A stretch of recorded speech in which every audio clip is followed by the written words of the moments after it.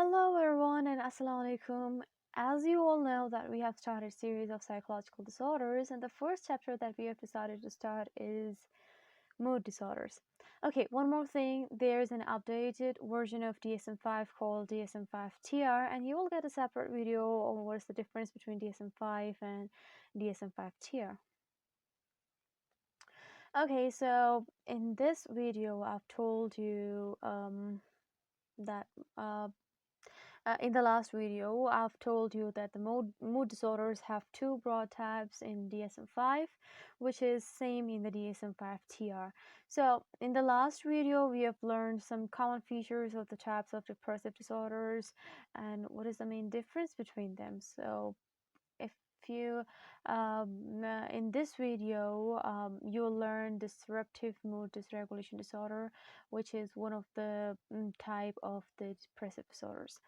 Okay, so if you have missed the previous lecture and you want to watch that, I've given the link in the description section. Go ahead, click on that link and watch that video.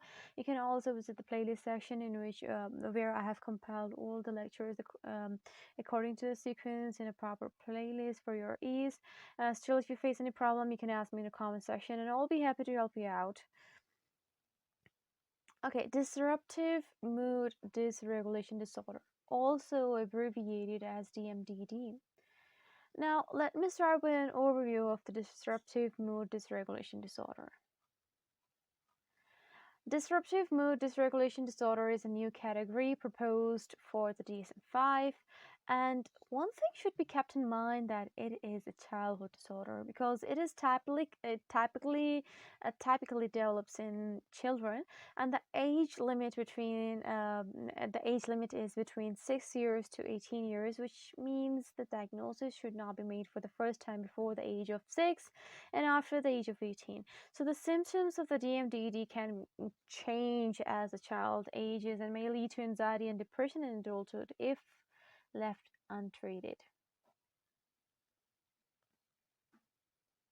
So the common symptoms of the depressive mood disorder include frequent temper tantrum and outbursts that are not age appropriate, angry or irritable mood between tantrum most of the time, and irritability and difficulty in functioning in more than one aspect of life, difficulty adjusting to school, trouble establishing healthy relationships with peers or family members. So these were all the common features, some common symptoms um, of the depressive mood dysregulation disorder. So this was an overview of the depressive mood dysregulation disorder. Now it's time to dive deeper into the criteria of the depressive mood dysregulation disorder, also abbreviated as DMDD. So we'll first start with the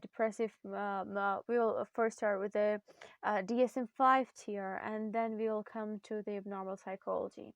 So let me start with the criteria according to the DSM-5 and the DSM-5 tier. I've read both and I've found no difference in these criteria, so I'm going to show if I find any difference between the criteria mentioned in DSM-5 and DSM-5 tier, I will let you know in this video and the upcoming videos as well. So the criteria A is severe recurrent temper outbursts manifested verbally, for example, verbal rages, and or behaviorally, for example, physical aggression towards people or property, that are grossly out of proportion in intensity or duration to the situation and provocation. Now, the criteria B is the temper outbursts are inconsistent with developmental level, which means that the child's tantrum or outbursts are not typically for their age group, for example, too frequent, intense, or long-lasting. So it also means that the frequency, intensity, or duration of the tantrums are not typical for a child of that age. For example, a 4 years old child having a 30-minute screaming tantrum, which is longer than expected for that age. A 7-year-old child having daily tantrums, which is more frequent than expected for that age. And a 10-year-old child having tantrum that involve physical aggression, which is more intense than expected for that age. So it means that frequency, intensity, or duration of tantrum are not typical for the child of that age. Now let's come to the criteria C. So the criteria C is the temper outbursts occur on average 3 or more times per week. So criteria C for the DMDD is a frequency requirement, meaning it specifies how often the temper outburst must occur to qualify for a diagnosis of the depressive mood dysregulation disorder. So this criterion specifies the frequency of temper outbursts, requiring that they occur at least 3 times a week on average to meet the diagnosis or to meet the diagnostic criteria for the depressive mood dysregulation disorder. So in simpler terms, criteria C states that the individual must experience temper outbursts of at a frequency of at least 3 times per week, which is on average. Um, these outbursts can be verbal or physical, and they must be severe enough to be noticeable and disruptive. So this criterion helps establish the severity and regularity of the temper outburst, which is the core symptom of the depressive mood dysregulation disorder. So by requiring at least 3 outbursts per week, the criterion sets a threshold for determining whether the behavior is frequent enough to be considered a significant concern. Now let's come to the criterion D. So the criteria D is the mood between temper outbursts is persistently irritable or angry most of the day, nearly every day, and is observable by others. For example, parents, teachers, peers, etc. Now, let's break it down to make it more easy to understand. Persistently irritable or angry. Now, this statement refers to a consistent and ongoing state of irritability or anger, even when the individual is not having a temper outburst. So, persistently irritable or angry means that the individual may not necessarily be actively angry, but may still be experiencing a low grade irritability, even in the absence of a specific reason or trigger. So, this could manifest as being easily annoyed or frustrated, having a short fuse, being quick to take offense, being quick to take offense, and displaying a sulky or cranky attitude, being prone to complaining or grumbling. So even if the person is not actively angry, their baseline mood is still on the. It is still one of irritability, which can be noticeable to others and may not require a specific reason or trigger. So, in depression, depressive mood dysregulation disorder, in short DMDD, uh, this persistent irritability or anger can be an underlying mood state that simmers beneath the surface, even when the individual is not having a full-blown temper outburst.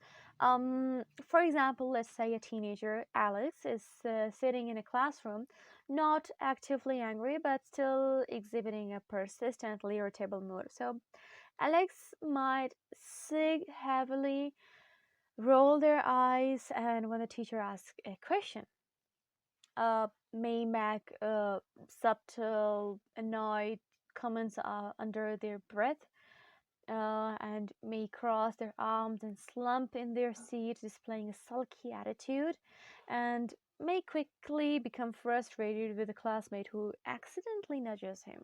So, in this example, Alex is not having a temper outburst, but their persistent irritability is still evident in their behavior and body language, even without a specific trigger or reason. So, this persistent irritability can be a hallmark of DMDD, and criterion D aims to capture this underlying mood state that may not always be overtly angry, but is still a significant aspect of the individual's emotional experience. Another another statement which is used in this criteria is most of the day. So most of the day indicates that this irritable or angry mood is present for a significant portion of the day rather than just a brief moment. Now, another word which is used is nearly every day. Nearly every day means that this mood pattern is consistent and ongoing with few exceptions. While it might seem redundant, both phrases are included to ensure that the criterion is met only when the irritable mood is both widespread, which is most of the day, and persistent, which is nearly every day. So in practice, it's unlikely that a person would meet one aspect but not the other. If someone is irritable most of the day, it's likely to be a regular occurrence, which is nearly every day. And similarly, if someone is irritable nearly every day, it's likely to be a persistent mood that occupies a significant portion of their day, which is most of the day. So while it might seem like one or the other words suffice, but both phrases work together to paint a clearer picture of the persistent irritability that characterizes the DMDD. Another phrase which is used in this criteria is observable by others. Now, observable by others indicate that this mood is noticeable and apparent to people around the individual, such as family members, teachers, or friends. So, in essence, the criterion D highlights that the individual's baseline mood is one of the irritability or anger, even when they're not having a temper outburst. So, this mood is persistent, widespread, and visible to others, indicating a pervasive pattern of emotional dysregulation. This criterion helps differentiate the depressive mood dysregulation disorder from other conditions, as it emphasizes the consistent and observable nature of the irritable or angry mood even outside of the temper outbursts. So, the criteria E of the depressive mood dysregulation disorder, according to DSM V TR, is criteria A to D have been present for 12 or more months. Throughout that time, the individual has not had a period lasting 3 or more consecutive months without all the symptoms and criteria A to D. So here you can see on the screen the criteria A to D of the disruptive mood dysregulation disorder. So according to the criteria E of the disruptive mood dysregulation disorder of the DSM-5, all these criteria from A to D must be present for a year or more months. And throughout that time, the individual has had a period lasting 3 or more consecutive months without all the symptoms. So this criteria emphasizes the duration of the symptoms, requiring that they have been present for at least 12 months with no symptom free period lasting 3 or more. So this ensures that the diagnosis of the DMDD is based on a persistent pattern of symptoms over an extended period.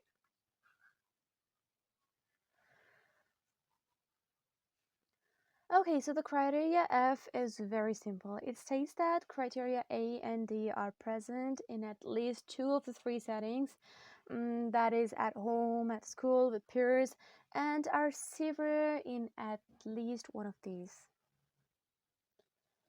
So all these criteria from A to D, which you can see on the screen, must be present in at least 2 of 3 settings, that is home, school, or peer, and a severe enough, and a severe in at least one of these. So this is the criteria F. Again, it's very simple. These criteria from A to D must be present in at least through 2 or of 3 settings, that is home, school, or peers. Peers and are severe in at least one of these. Okay, now come to the criteria G. The diagnosis should not be made for the first time before age 6 and after age 18 years. So this criteria sets boundaries for when the DMDD can be diagnosed for the first time. It can't be diagnosed in children under the 6 years old, and it can't be diagnosed in individual over 18 years old. So this means that the DMDD can only be diagnosed for the first time in children between the age of 6 and 18, and if symptoms appear before the age of 6 or after age 18, a different diagnosis or condition must be considered. So this criterion helps ensure that DMDD is diagnosed appropriately and at the right developmental stage. So the criteria H is by history or observation. The age at onset of criteria A to E is before 10 years. So this requires that the symptoms in the criteria A to E, which is the temper outbursts, irritability, anger, and related symptoms, begin before the age of 10 years. This is determined through a combination of history, which include asking about past symptoms and behavior, and observation, which is watching the individual's behavior and symptoms. Now here you can see on the screen the criteria A to E. The criteria H ensures that the symptoms of the DMDD started during the childhood, which is before the age 10. And rather than emerging later in life, this helps differentiate DMDD from other conditions that might have similar symptoms but different age ranges for onset. Now, there seems to be a discrepancy between criteria G and H. So, criteria G states that the DMDD cannot be diagnosed for the first time before age 6 or after age 18. But however, criteria H requires that the symptoms begin before age 10. So this might seem confusing because here is a possible way to reconcile the two criteria. Criteria G sets the boundaries for when DMDD can be diagnosed between 6 and 18 years old, and criteria H looks at the age of onset for the symptoms themselves before age 10. So in essence, the diagnosis of the DMDD can be made before age 6 or after age 18, which is criteria G, but the symptoms that lead to the diagnosis must have started before the individual was 10 years old, which is criteria H. So it's a subtle distinction, but it highlights the importance of careful evaluation and consideration of the individual's history and symptoms when making a diagnosis.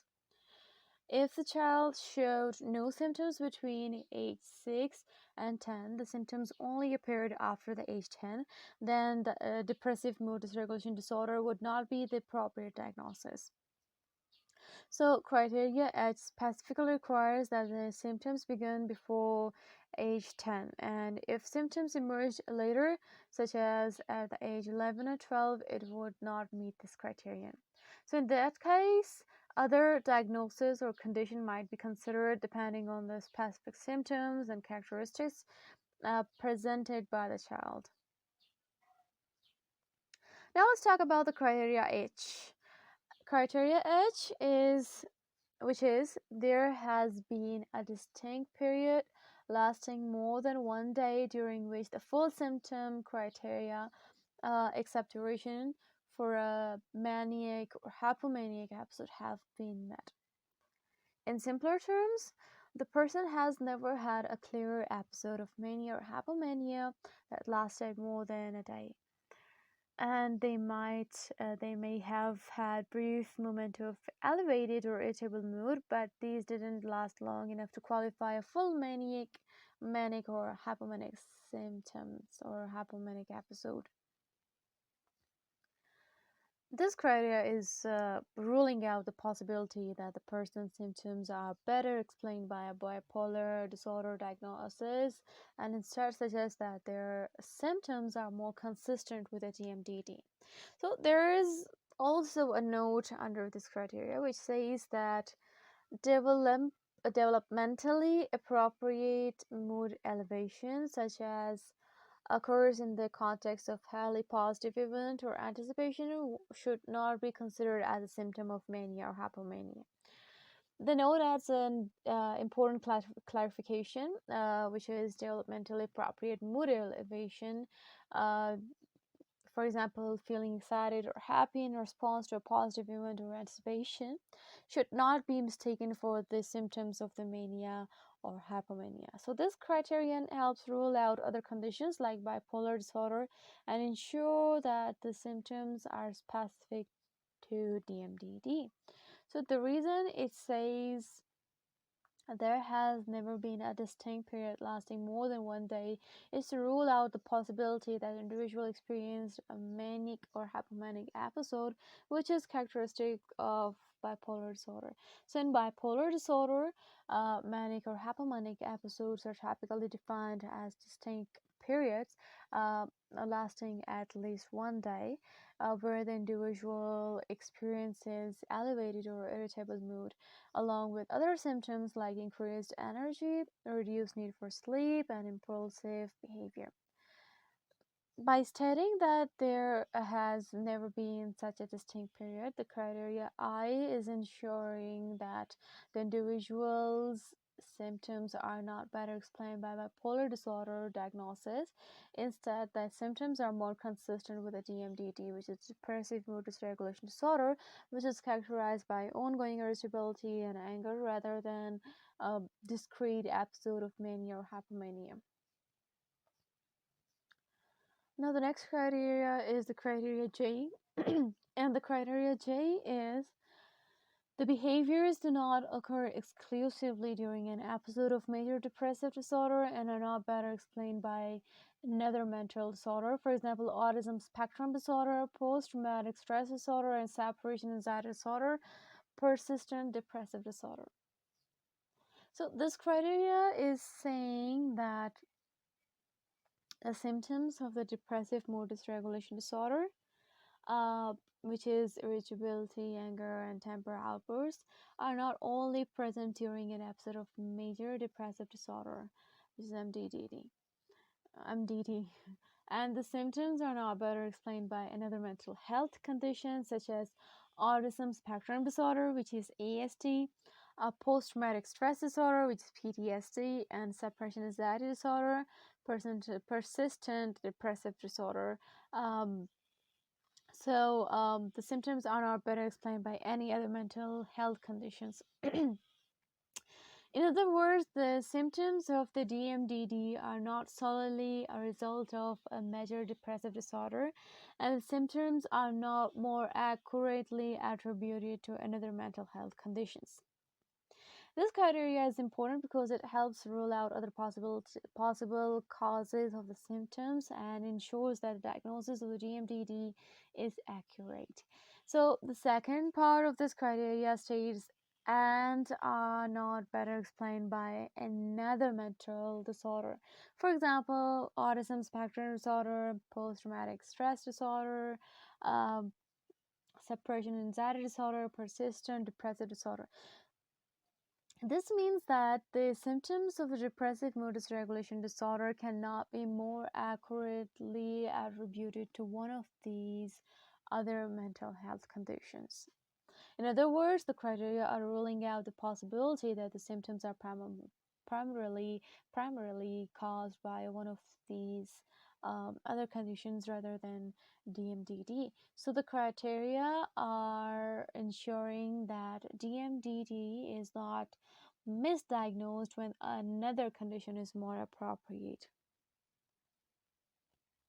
Now, the note here adds further clarification. This diagnosis cannot coexist with oppositional defiant disorder, intermittent explosive disorder, or bipolar disorder. though it can coexist with others, including major depressive disorder, attention deficit hyperactive disorder, hyperactivity disorder, conduct disorder, and substance use disorder. So, individuals whose symptoms meet criteria for both depressive disorder and oppositional defiant disorder should only be given the diagnosis of depressive mood dysregulation disorder.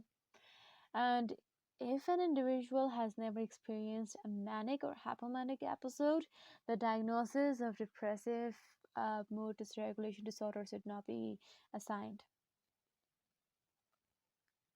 Now, the criteria K states that the symptoms are not attributable to the physiological effects of the substance or another medical or neurological condition. So, the symptoms of irritability, anger, and the temper outburst cannot be attributed to the physiological effects of a substance, for example, drugs, medications,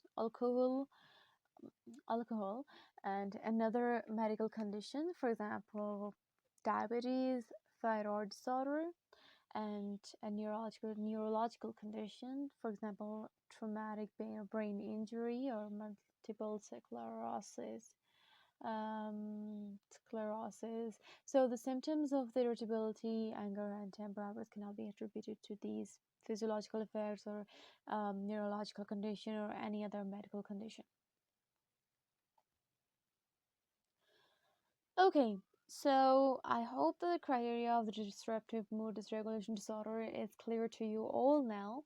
Now I will share the same criteria mentioned in the abnormal psychology, and you'll be now able to understand it more clearly and easily. Now pay attention to these criteria. Number one, severe recurrent temper outbursts in response to common stressors, including verbal or behavioral expressions of temper that are out of proportion in intensity or duration to the provocation.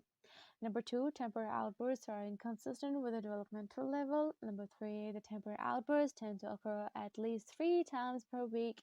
Number four, persistent negative mood between temper outbursts most days, and the negative mood is observable to others.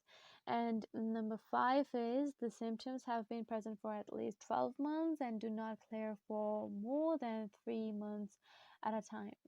Number six is temper outbursts or negative mood are present in at least 2 settings, which is at home, at school, or with peers, and are severe in at least 1 setting. Number seven, H6 or higher for equivalent developmental level. This is the criteria 7 according to abnormal psychology. Number 8, onset before age 10. In DMDD, the onset of the depressive mood dysregulation disorder is onset before the age of 10. Number 9 is in the past year there has not been a distinct period lasting more than 1 day during which elevated mood and at least 3 other manic symptoms were present. Number 10, the behaviors do not occur exclusively during the course of another psychotic or mood disorder and are not better accounted for by another mental disorder. Number 11, last but not least, this diagnosis can coexist with oppositional defiant disorder, attention deficit disorder, attention deficit hyperactivity disorder, conduct disorder, and substance use disorders. I hope all these criteria are clear to you now. So this was all about today's video. If your concept is clear, you can you can like the video, and if there was any point that was confusing, any criteria that was difficult for you to understand, you did not get it, you can ask me in the comment section and I'll be happy to help you out. Other people can also help you. You can also help other people, other visitors as well. And I'm gonna be there as well to clear your concepts too. So if you're new to this channel, you can subscribe to our channel, click on the bell icon so you will never ever miss any notification. You can also share the link of this video, the link of our channel with your family members and friends, because sharing is caring. Until then, Allah Hafiz.